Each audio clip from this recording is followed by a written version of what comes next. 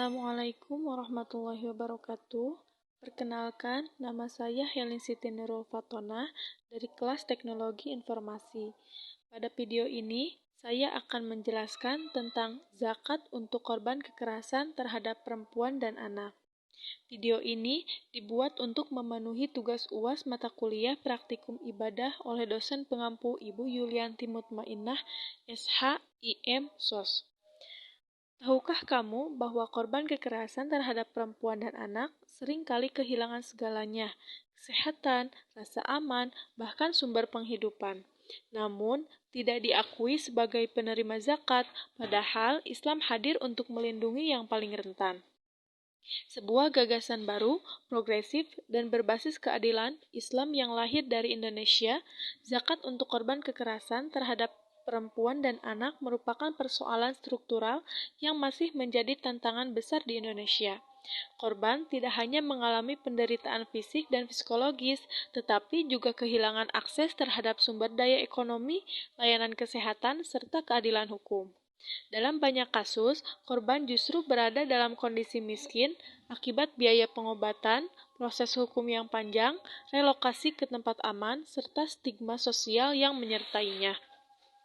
Dalam konteks ini, zakat sebagai instrumen filantropi Islam memiliki potensi strategis untuk berperan sebagai dana darurat dan jaringan pengaman sosial.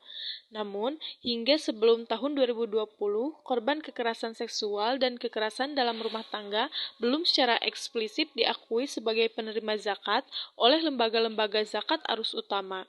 Kesenjangan inilah yang melatar belakangi lahirnya gagasan zakat untuk korban kekerasan terhadap perempuan dan anak.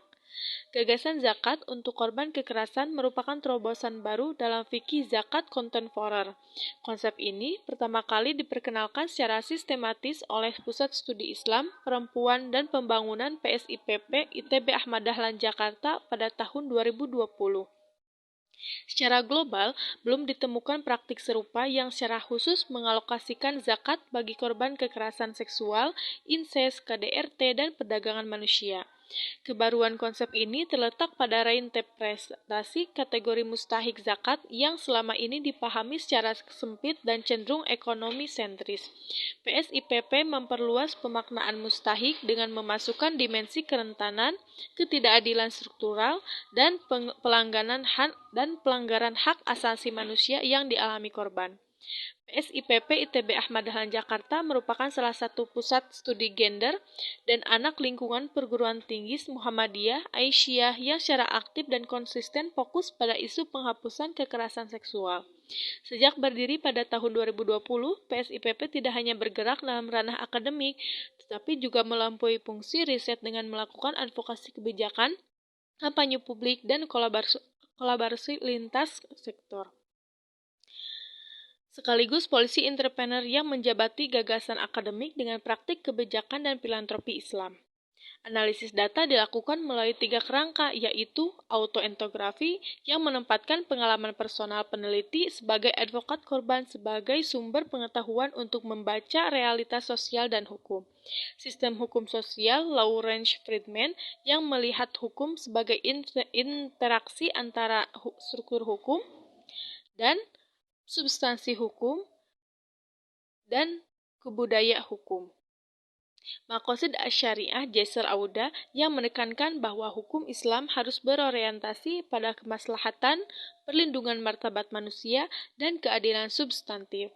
Ketiga pendekatan ini digunakan secara multidisipliner untuk mereformulasi konsep mustahik zakat dalam konteks kekerasan berbasis gender.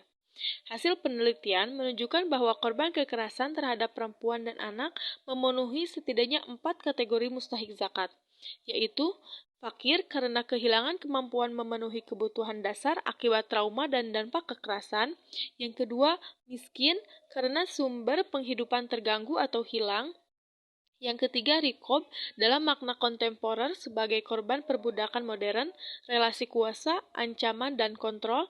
Yang terakhir, fisabilillah karena korban sedang berjuang mempertahankan hak hidup, keadilan, dan martabatnya.